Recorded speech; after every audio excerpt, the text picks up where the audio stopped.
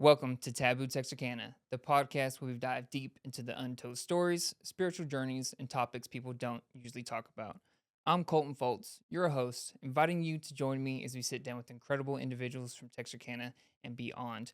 And today, I have a very interesting podcast. I'm super interested in everything he's got going on. Mr. Clint Kyles, thank you so much for being here. Thanks for the invitation. It's a pleasure to join you.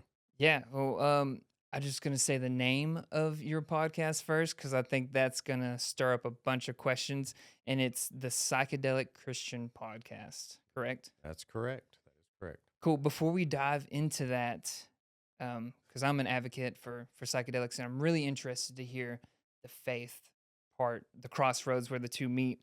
But before we get there, for listeners who are meeting you for the first time, who is Clint Kyles? Who's Clint Kyles?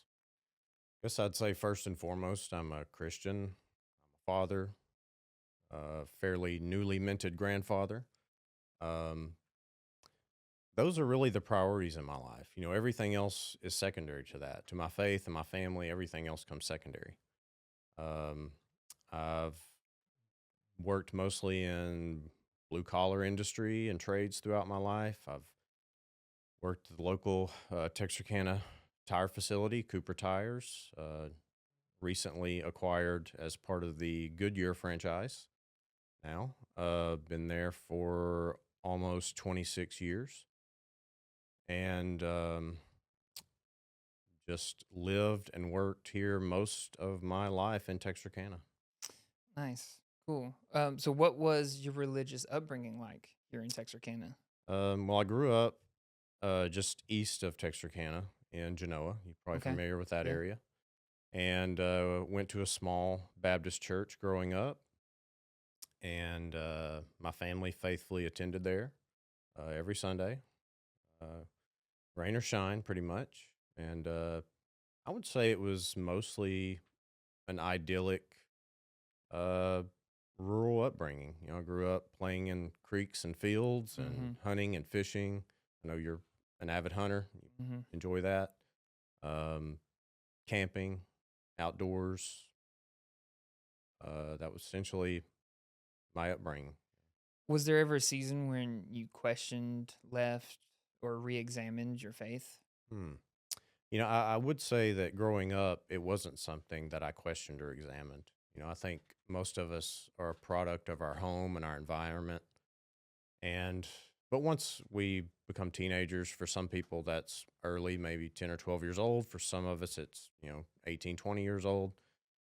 But at some point, you interact with information or um, maybe you have an interaction with a person who judges you Different for your faith, or yeah, cultures. different Yeah. cultures. Maybe you go on a trip and you see how other people live and how other people believe about their their religious practices. And I would say I probably never ultimately questioned Christianity to the extent that I abandon it. I certainly did contrast it Mm-hmm. with other religious faiths and um, atheism or lack of faith. Um, I certainly considered all those things. But for me, nothing resonated like Christianity. And I remained and abided there all my life. Um, in my teenage years, I was an avid, rock and roll fan. Oh So yeah. So I got exposed to, kind of the alcohol and drug culture a little bit and participated in that to a certain degree, probably to a great degree, unfortunately. Um, and and that was the extent of what you might say pushed against or gave me a contrasting view to faith, Yeah. in which I had to really reconcile with: do I believe these things, or are these just part of my family tradition? Mm. So what do you think anchored you into this is my belief? You held on to this and stayed close to Jesus when you were questioning it, like you never lost that foundation. So what about the religion or it as a whole kind of kept you grounded in it when you were considering all these other things. More than anything, probably just giving me a framework to understand uh, creation, existence, history, my own consciousness. Uh, how do I reconcile with my own feelings and ambitions, and how sometimes those ideals fall short of my expectations? Um, it seemed like the Christian faith gave me a framework where I could reconcile all those divergent things Yeah. into like a consistent whole. And so when I became a teenager and I had to kind of begin reconciling those things, um, something as simple as disappointment, be that in like a relationship or maybe some objective you have like sports or something like that, and Hmm. you give it your all, and it just for whatever reason it's not enough, or that relationship fails, or someone in your life that is dear to you dies. Everyone has, it doesn't feel like you have options, but everyone really has options of how to reconcile those painful moments of our lives uh, with how we're grounded in conscious thought. And and it seemed like Christianity gave me a framework for dealing with those things, and that probably is why I just rested there. I found Yeah. assurance. I found peace in my spirit, um, by navigating those difficult transitions and having a faith as a rock and a platform for which I could always go back to, get counsel, discernment, reflection Yeah. on life experience. I love that answer. Um, so how did psychedelics first enter your life? Was it curiosity, healing, recreational use, or a spiritual search of some sorts? Good question. I think I would have to say curiosity. As a young person exploring, again, don't recommend this, exploring drugs and alcohol. That was introduced to me mostly as a party thing, Hmm. and a way to escape yourself. And I would say I probably thought that first time I interacted with psilocybin mushrooms, I was 16, almost 17, somewhere around there. Um, I think that's what I was expecting as well. A good time, maybe. Yeah. Um, and it gave me much more than that. I wouldn't even say it was a good time. It Yeah. was more like an experience of self revelation, much more powerful and more important than a good time, for sure. Hmm. Um, can you elaborate on that? Hmm. Well,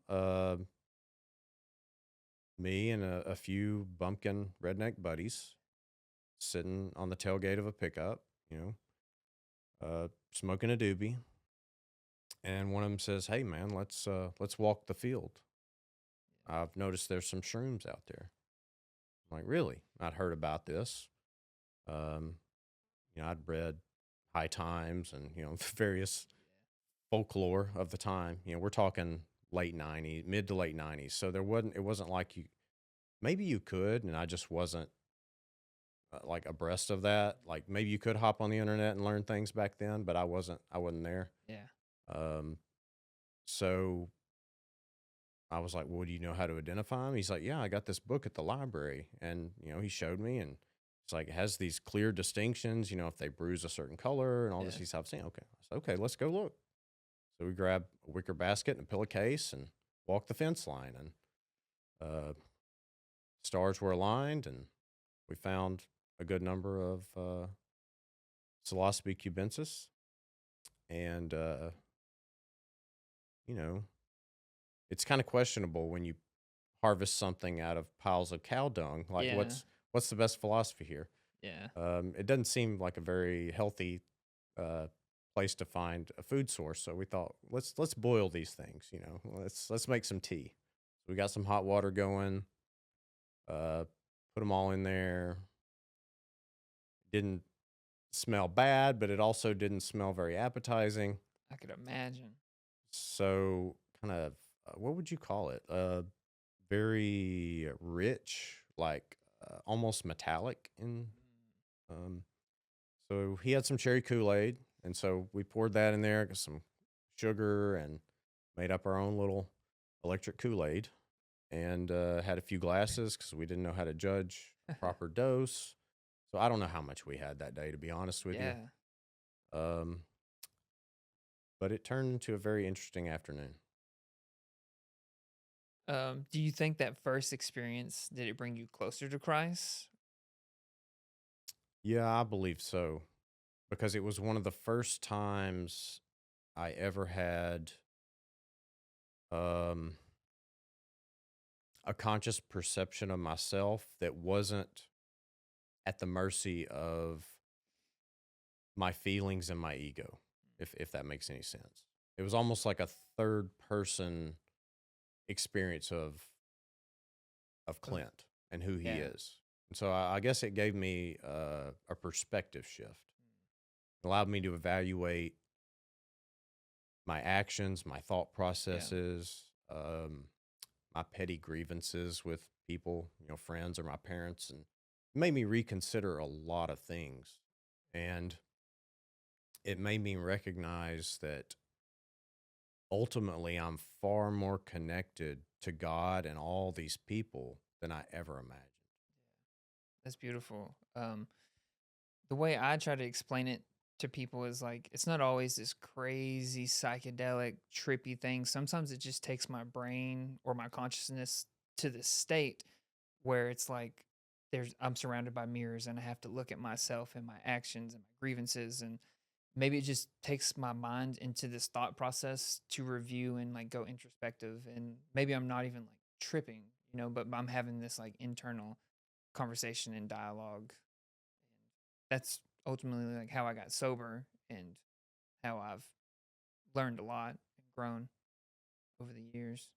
Yeah, I don't think the modern, or I wouldn't say modern. I mean, this perception, this what would you call that? Like the way Hollywood, the way media um, tries to describe the psychedelic experience. It's very unidimensional. Yeah. It's very untethered to reality. It's very um, it really doesn't do it justice at all. Yeah. What made you decide that this conversation needed its own podcast? Well, I'm almost 48 years old, and that was over 30 years ago before anybody had a podcast. Man. So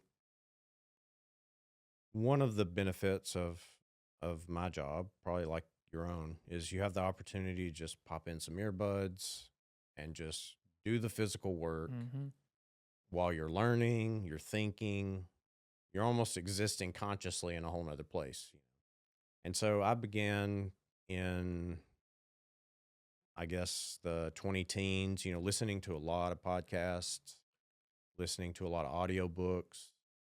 And that was kind of like my opportunity to begin learning again, because working hard, you come home exhausted. Yeah. I always loved reading, but there were very narrow windows of time when reading was an effective means for me to learn, because I'm so mentally and physically exhausted oftentimes. And ADD usually gets the better of me. So listening is a much more profitable expense of my time than Yeah. actually sitting in a quiet room reading, because I get distracted too easy. And I know that about myself now. But once I discovered audio format for learning, that just opened up an amazing world to me. All the books that I always wanted to read as a young person, but never seemed to have time, suddenly I was able to do that. And that was incredible. So I started listening to a lot of podcasts. Inevitably, I stumbled upon Joe Rogan. I stumbled upon, and even though, I guess I should say, shortly after I used psychedelics. There was probably like a 3-year period there where I continued to use cannabis and I began using mushrooms frequently. And my experience with those things shifted significantly. I began to no longer think of substances as a party thing, Mm-hmm. but began to understand them as tools that, like any other medicine or coffee or any other thing that humans interface with, as tools to achieve maybe a certain state of relaxation or consciousness or state of mind or something of that nature. And so although my patterns didn't shift quickly, I began to shift over time into a healthier experience with those things. And I think my experience with mushrooms, because of the consciousness shift, I think it made me grow up faster. I suddenly didn't want to party so much. I wanted to think more consciously about my financial expectations as an Mm. adult, what's going to happen when I get out of high school. I didn't want to go to college. I knew that. So I knew that meant one thing for me, which was either be a loser or work my tail off. I wasn't afraid of hard work, so I was cool with that. Yeah. I didn't want to do the single party life. I wanted to settle down. So I very quickly um, shifted my thought process to building a stable life and finding a person to settle down with. God bless my wife of 27 years. Um, we quickly kind of got on the picket fence route. Let's get a Yeah. house, let's establish a family, let's go to church. And that was my existence for 20 something years. And then as I began to listen to audiobooks and podcasts, I'd always, having grown up picking mushrooms, I couldn't, in all of my adult life, drive by a cow pasture without looking out the window. It's Yeah. just, you just can't help it. And so I was always thinking about the way psychedelics impacted my life, even though I wasn't participating in it. Yeah.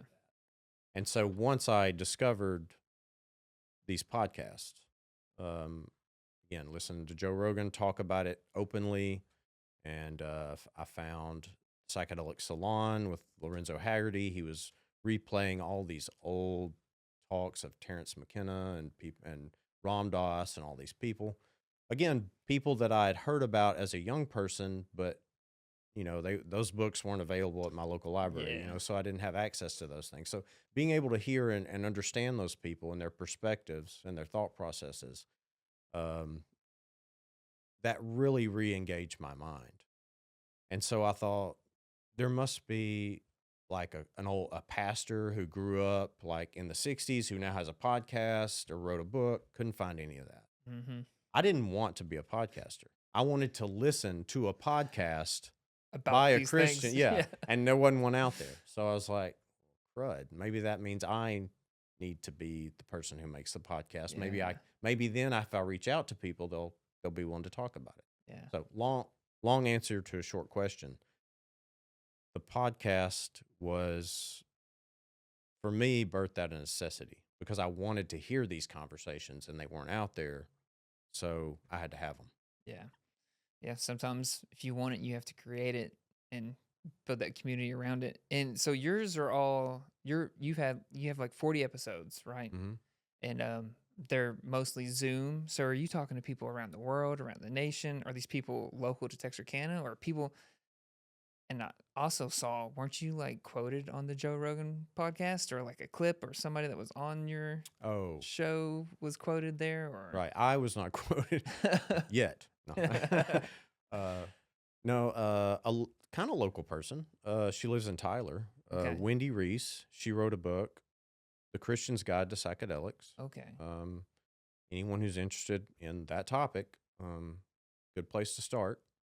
I won't tell her story here, but she was um, a survivor of domestic child abuse, and she, I guess, finally found her peace ultimately in an ibogaine journey. Mm, And so she wrote a book sharing a lot of that and why and how Christians might think about these things. yeah. And she was mentioned on Joe Rogan because she is in contact with former Governor Rick Perry Oh yeah. and Brian Hubbard, who are working on the Texas Ibogaine Initiative. Yeah. Um, and that is ibogaine research with, is it veterans that they're doing in Texas? I'm not an expert on everything they're doing, but I know that the state of Brian Hubbard is from Kentucky, Mm-hmm. and Kentucky received a grant or money was given to the state of Kentucky based on the fact that they had so many people who suffered from the opioid epidemic. Yeah. And so I guess this had to do with a lawsuit with the Sackler family. I don't Yeah. know. Well, Kentucky had an opportunity to take that money and use it to advance research into psychedelics for people who have opioid dependence. And for whatever reason, I don't remember, they dropped the ball. Yeah. And so Brian Hubbard was heading that up. And so he pivoted and found, I guess, some reception for that in Texas. And they had some money available. And they apparently were much more eager to facilitate that. Yeah. And that was a long, drawn out process. I don't want to Yeah. diminish how difficult that was. Yeah. But They those two guys are on the Joe Rogan podcast a couple of different times. I know he shares once about what happened in Kentucky, and then I feel like they were on fairly recent, and they're talking about what they're doing in Texas.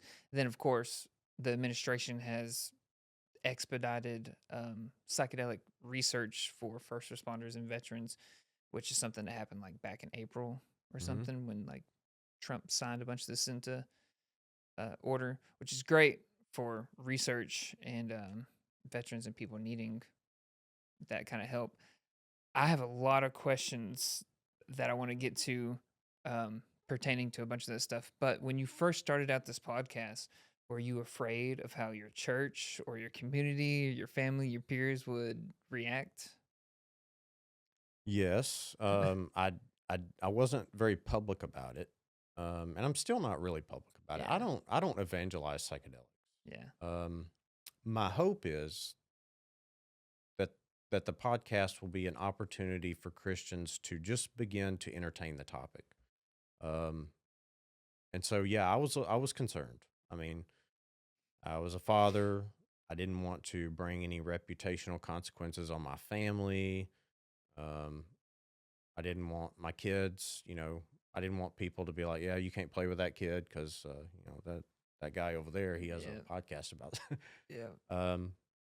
So I guess I just kind of tried to thread that needle carefully, um, and broach the topic with a lot of thoughtfulness and intention. And because everyone's heard the kind of the trippy dippy side of it. So I Yeah. was trying to bring a certain level of thoughtfulness to the topic. Yeah.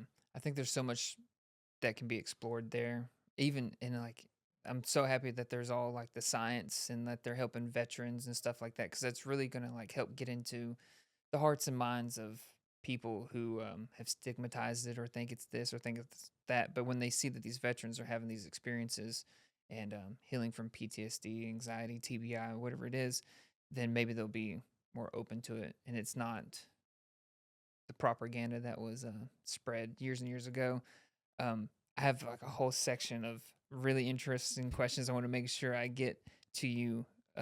What do you say to Christians who believe every psychedelic experience is demonic or spiritually dangerous? Um, I believe that there are spiritual dangers in spite of any substance. Yeah, for sure. So those spiritual dangers exist.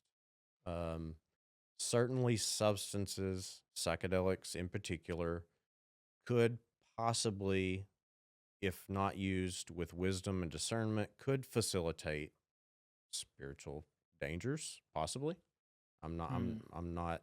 Um, I'm not denying that at all. But when you just mentioned the effectiveness these modalities have, particularly with people who suffer from depression and suicidal ideation, which so many of our returning veterans do. About 20 military veterans a day, every single day. Look at your watch. Before you and I are done with this conversation, one or more veterans will have taken their own life. Mm-hmm. And these substances show more promise than almost anything we've found thus far to solve that problem with as little as 1, 2, 3 treatments. We're not talking about a pill you have to take every morning. Yeah. We're talking about a day or two spent in a facility where a person is respectfully contained, they're safe, maybe they have a therapist present. Yeah. Miraculous results. And if so, to my fellow Christians, if you begin to understand this not as a party drug, but as a modality that can potentially heal people who are in deep, deep suffering, it's difficult for me to understand how you can deny this as a potential healing modality. Yeah. On the other side, what do psychedelic advocates sometimes dismiss or misunderstand about Christianity? That is a big can of worms because Yeah. I think Christianity is very misunderstood, but I don't blame those who misunderstand it Mm. because I think particularly 20th and 21st century American Christianity has done a lot to lead to people misunderstanding Christianity. Yeah. Christianity is a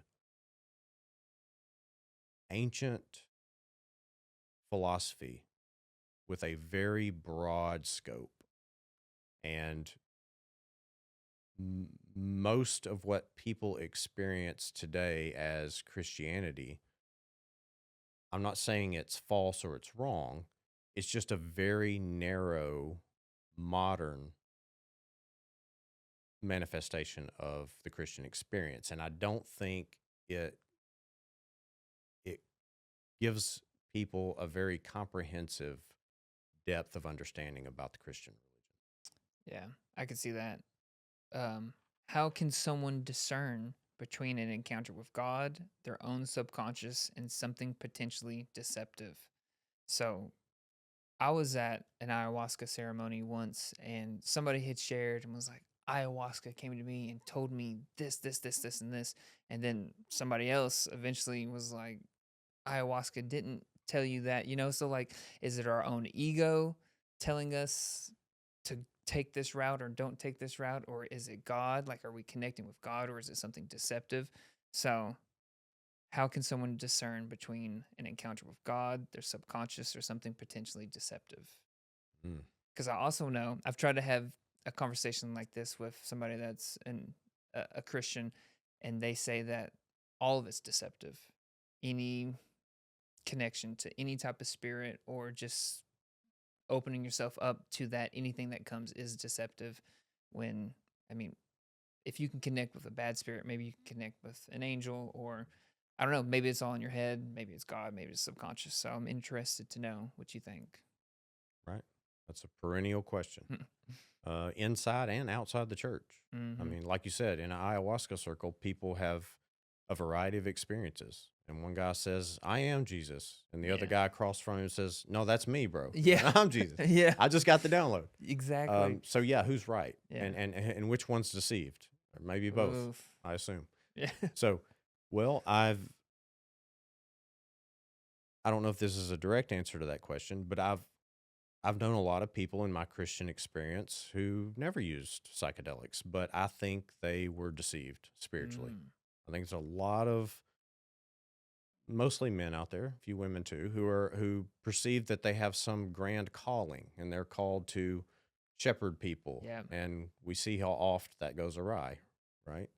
Um, I think anytime you begin, whether it involves a substance or not, anytime you begin to put words in God's mouth, I think that's potentially hazardous. Okay. And so Hmm. I never,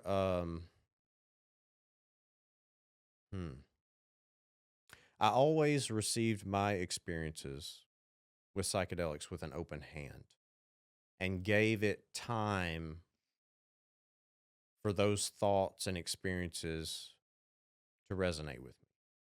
I don't think anyone should have a psychedelic experience and decide to make radical changes in their life.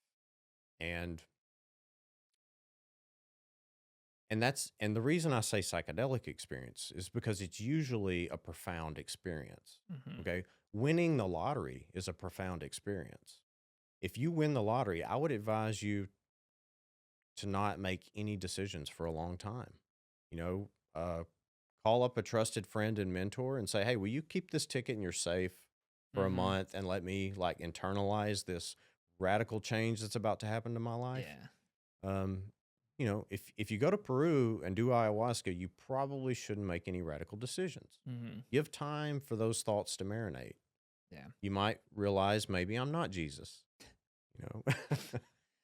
Yeah. I've worked with some therapists, and I went to Peru with Heroic Hearts Project, which takes veterans down there Mm-hmm. to do ayahuasca, and they take people to do ibogaine and all kinds of stuff.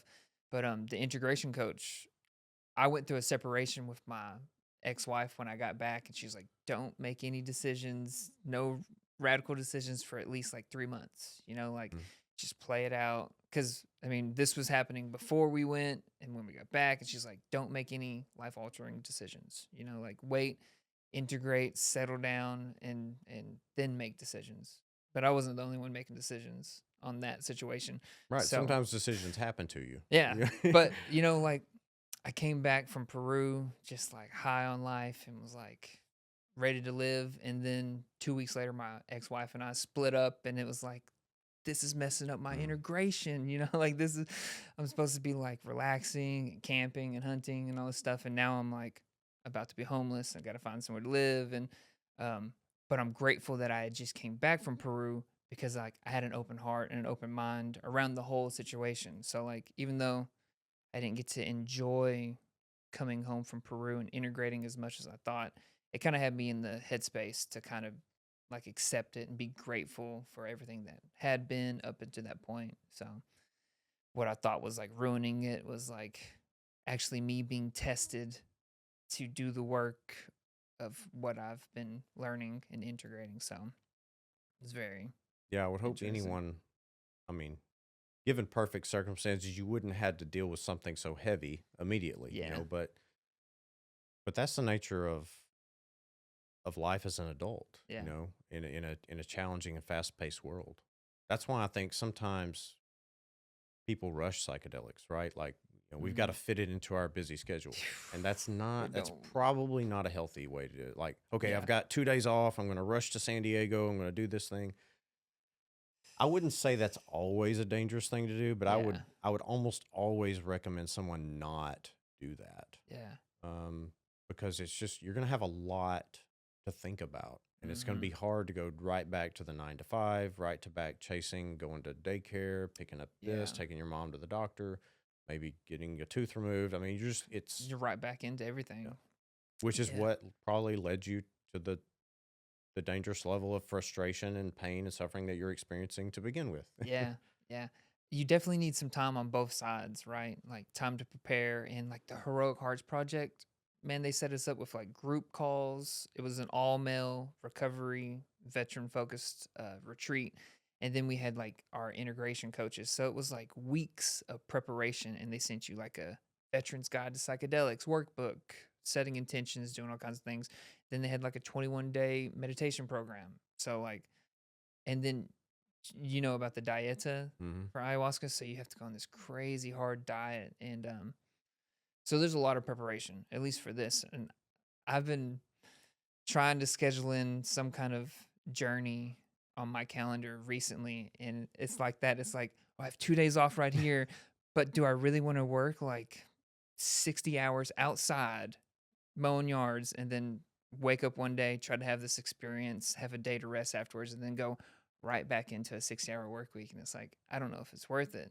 Like you learn these things and then it's like, oh, I had this magical experience. Okay, now I'm up at 6 a.m. and I'm mowing yards. I'm not thinking about that experience anymore because Mm. I'm right back into the 24/7. Yeah. Do you believe Christians need a specifically Christian setting to use psychedelics safely?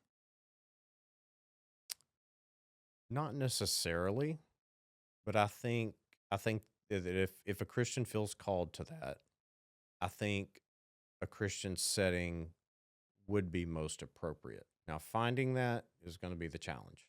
Yeah. Um, I do know people who are beginning to construct, the potential for such things. Um, but to my knowledge, those things haven't manifest yet. I mean, again, they're trying to find a legal space to do that.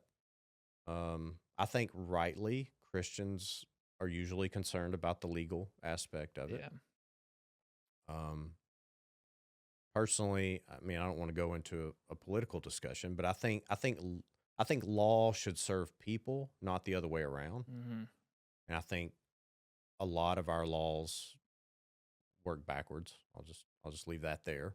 And so I respect people whose main concern is about the legality of it, but Yeah. I think that is second to a person's mental and spiritual health.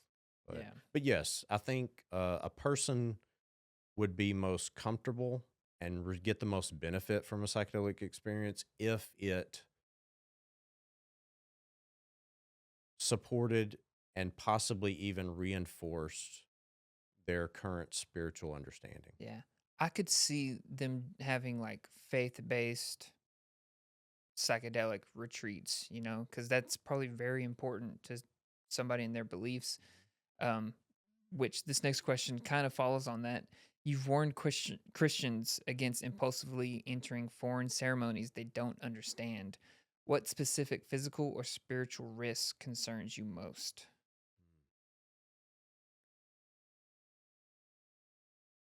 Yeah, I would actually follow that advice myself, um, which is probably one of many reasons I have never used ayahuasca.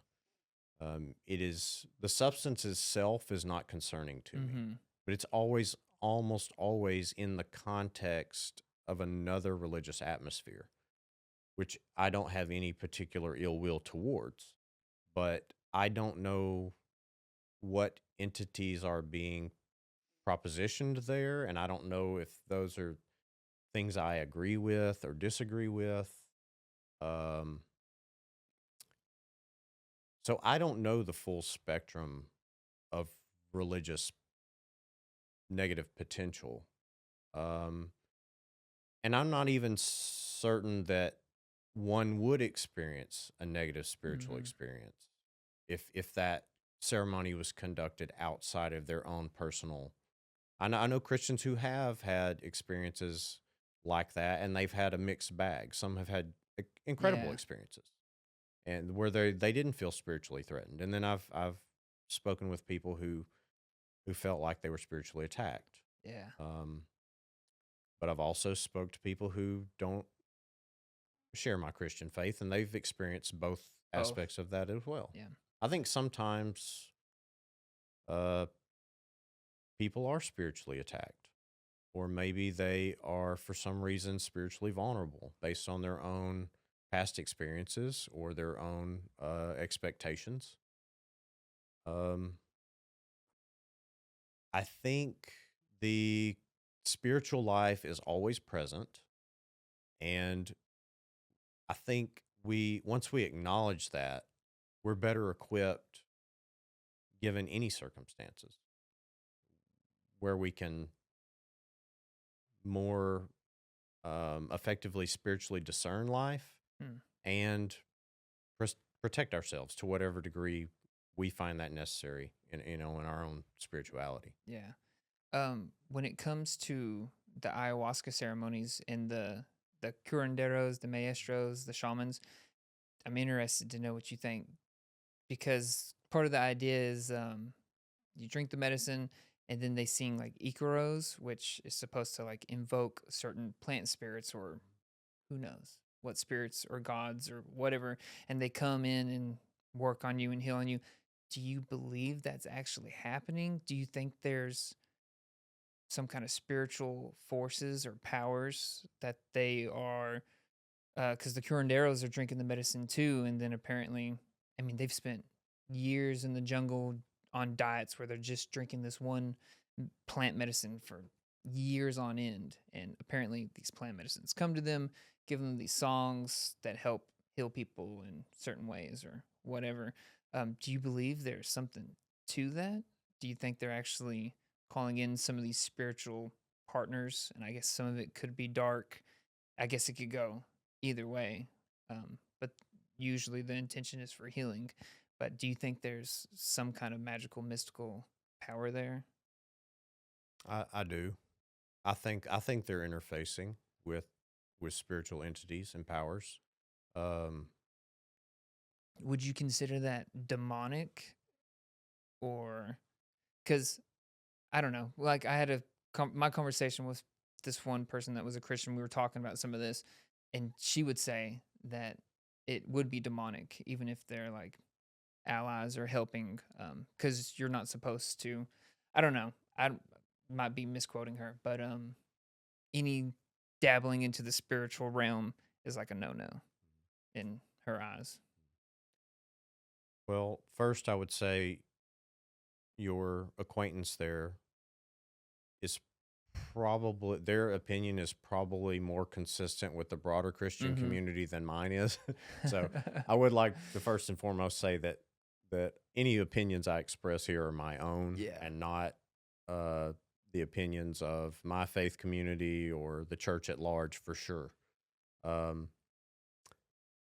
I personally would not feel comfortable reaching out to any entity outside of my own tradition. That's me personally. Um, I Hmm. I do speculate that there are probably spiritual entities that don't have um our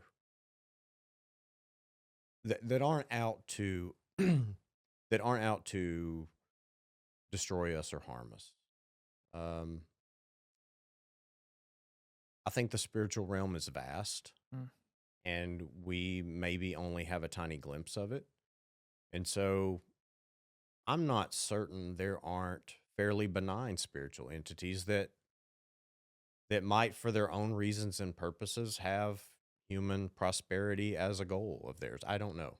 I don't interact with those things. That's not part of my tradition.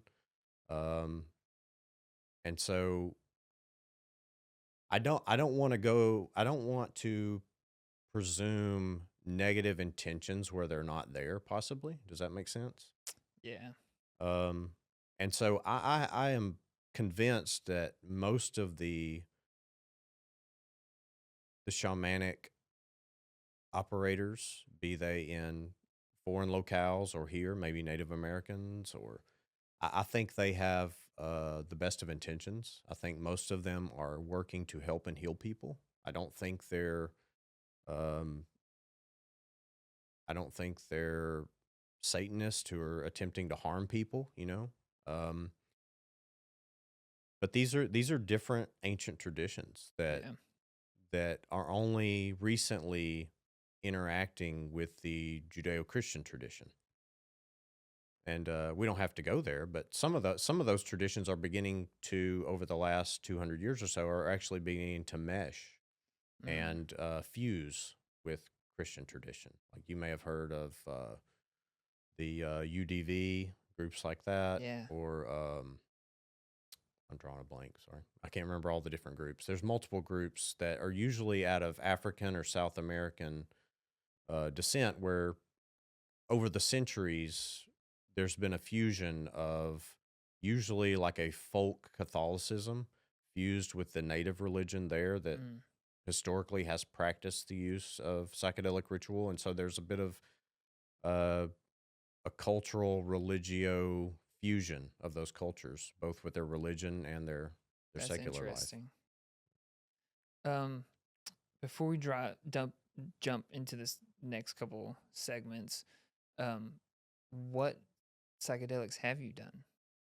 Personally, I've only ever used psilocybin mushrooms, Okay. and I mean, some people might consider high dose cannabis to be a psychedelic. I think it at very least it borders that, and so Yeah.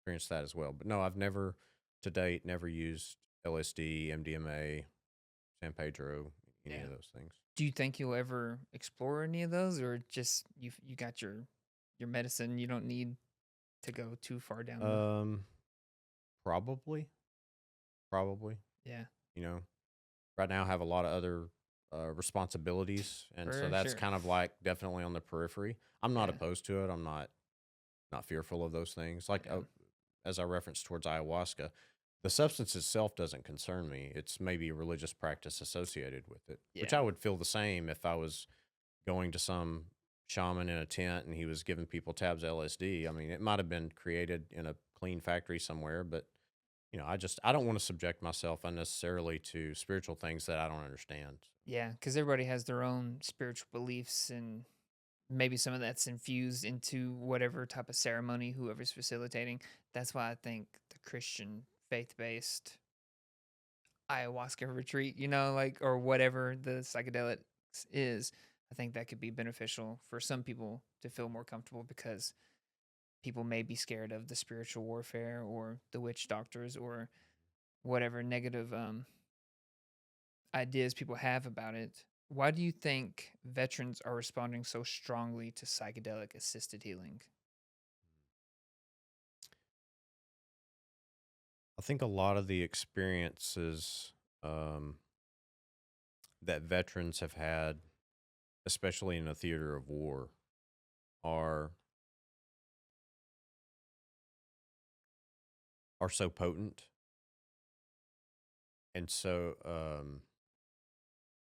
I would think trauma of that nature resides so deeply within you that it requires you to bypass a lot of the mental mechanisms that prevent us from re-experiencing trauma. So,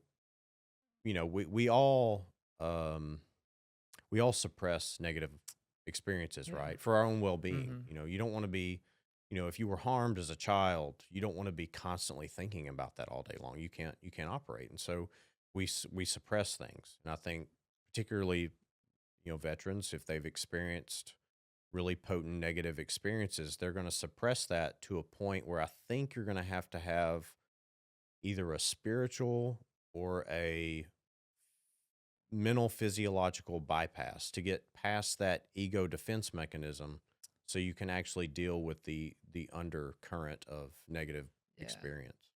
That makes sense. Cause what I think about is just like a veteran going to therapy over and over and over and like not really opening up, not making progress. It's a short little 30-minute, hour long therapy session. And then the psychedelics, they'll take you exactly where you need to go. And it can be intense. It can be like overwhelmingly intense to where you just like surrender and give up. And then it allows the floodgates of emotions and repressed memories to come up and to be dealt with.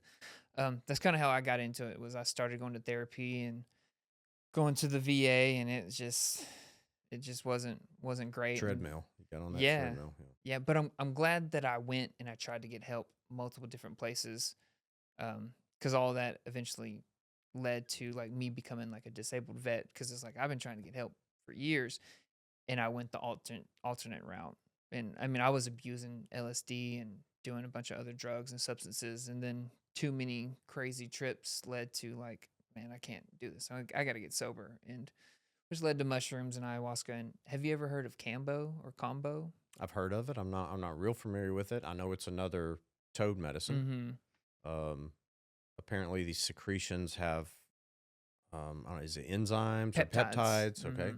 And a lot of these, I don't use peptides. I'm not against them. I think Yeah. there's probably a lot of benefit there. But Mm-hmm. a lot of these are like, even these modern things I see, they're kind of like subcutaneous injections, right? Yeah. And so essentially, it's the same. It's very similar. I mean, it's a little out there, but you basically take like a stick, burn a few dots, wipe off the blister, and then you take the secretion. It's dried, so you put some water, mix it up, and then you put it on the open wounds, and then that's how it enters the circulatory system. And it's got several different peptides, which cause all the physiological effects, but it's not like psychoactive, so you're not Right. tripping or seeing things. It's very physical, so it's like hot, nauseous, vomit, purge, but Is the it's main benefit you perceive from that to be that purging effect? yeah, you're getting the peptides no matter what. Right. So like if you purge, you purge. If you don't, like you're still getting like the peptides that are gonna like benefit your body in certain ways. But the purge feels really good as like an energetic, like Release. spiritual, emotional release. Like um I believe the medicine can help shed off like energy and maybe dark entities, or I found it when I was trying to get sober, and I did it 4 times before I never went back to alcohol and pills and stuff. And it's an ordeal experience.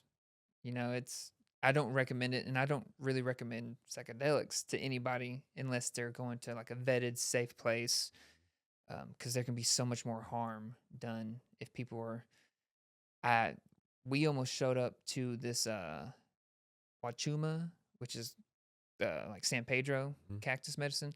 I almost went to this San Pedro ceremony in Austin, and my buddy got COVID, so we didn't go. But another friend went, and it was not facilitated well. It was very loose and casual. People were like smoking weed and like on their phones. It was not like ceremonial. So my friends like tripping and like having anxiety, and people were like partying. It was not like the place you want to be, and like that can have tremendous psychological effects on somebody. Right. And I think experiences like that lead to all the stigma Exactly. that kind of inform our legal policy right now. I Yeah. mean, I think if, and I don't necessarily blame those people back in the day, like Timothy Leary, Yeah. Richard Alpert. They didn't have a lot of guardrails. They were trying to figure things out. They were very ambitious and probably a little too egotistical. And but we have the benefit of seeing their mistakes, Hmm. and we should take that information and learn from it and apply it. You know, I don't think there's any reason today, given what we know and understand about psychedelic substances, that a person should put themselves in a compromising situation if they need or want to use them. Yeah. There's a safe method, and it doesn't involve dropping strange pills that you've never seen in a rave with 10,000 people who don't even know your name. Yeah. It's like if um I realize people are victims in those situations, so to speak, but like if you're placing yourself in that kind of jeopardizing situation, a lot of that responsibility falls on your own shoulders. Yeah. And you shouldn't be, I mean, and by my definition, that's substance abuse. Yeah. You're not being responsible. You're not taking account for your own health and safety and those around you. You're compromising your own health and everyone around, and it's irresponsible. It It's like basically boils down to personal and collective social irresponsibility. yeah. It's like the one thing that you have control over is set and setting. And that's probably one of the most important parts Mhm. of taking a psychedelic is being somewhere safe where you have no responsibilities, nothing going on. So taking it at a party or at a rave or a festival where you get too jacked up, then you don't even have a comfortable bed to go to, like nowhere safe to go and hide. And I went to a music festival earlier this year, and I microdosed because I've had too many of those trips where I'm too scared. Yeah. I'm too scared, and I used to take like multiple hits of acid at a time or like multiple grams of mushrooms. Won't even do it. I'll take like a point one of a mushroom, and like I took a little bit of acid for the first time in like 3 or 4 years, and it was like a 1/10 of like a hit of acid, um, because I've learned and I'm scared, and I think it's a respectful, uh, fearful fear of the medicine and what it can do. We got 5 minutes left. What is the biggest misconception Christians have about about psychedelics, not podcasts? uh, they probably have a lot of misconceptions about That too. podcasts as well. Biggest misconception. I think it would be that these things are universally dangerous. They can be. For sure. They can be. You know, getting in a car can be dangerous.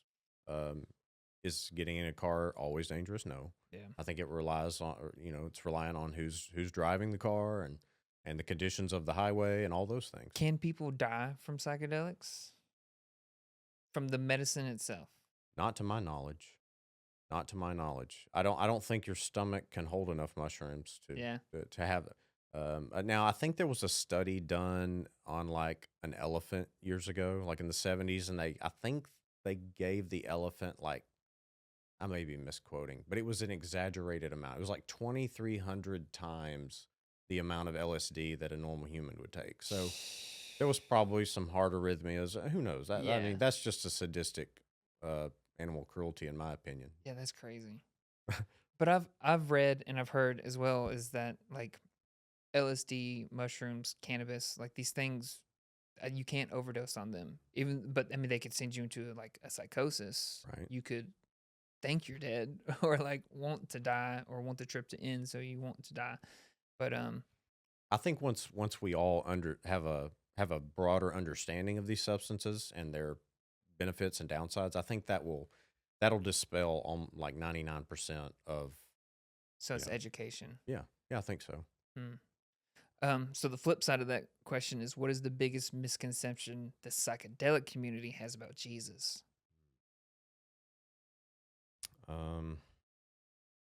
At the hazard of repeating myself earlier about their misconception about Christianity in general, I think that the church has done a disservice. I think if we focused more narrowly on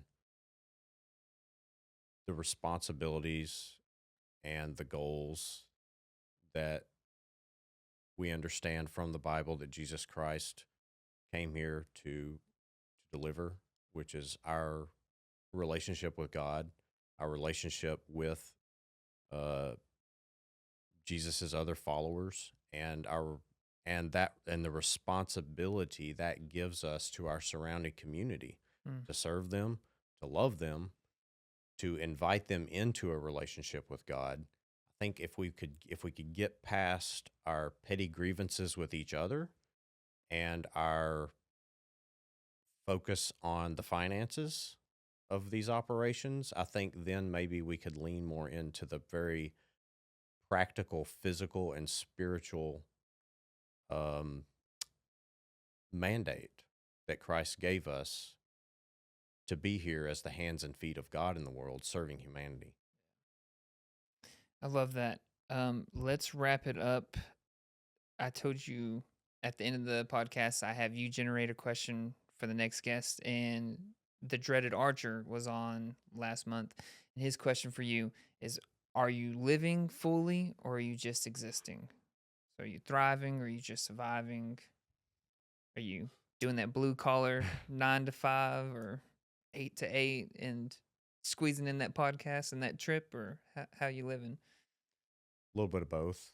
I hear that. To be completely honest, yeah, a little bit of both. I think if I had to give only one answer to that, I think I'm fully living. Yeah. I mean, as I began, I'm fully embracing my path as a follower of Christ, as a husband and a father. And hopefully that's a legacy I'm leaving for my children, and they'll follow that. And I don't know if you can really pursue life to its fullest any better than that. Obviously, I have appointments and I have to do the grind to make a paycheck like everybody else. I don't think that just chasing your folly at the expense of your relationships and your finances and all that is living any more fully than being a responsible adult. Yeah. And valuing your relationships with people, your community, and your spiritual community. I think those are all contributing factors to a life well lived. And each one of those spheres comes up with its own little shot glass of suck at the end of the day that just requires more of us than we want to give. Yeah. But That's a great that's where we answer. step it up. Yeah. So what is your question for my next guest?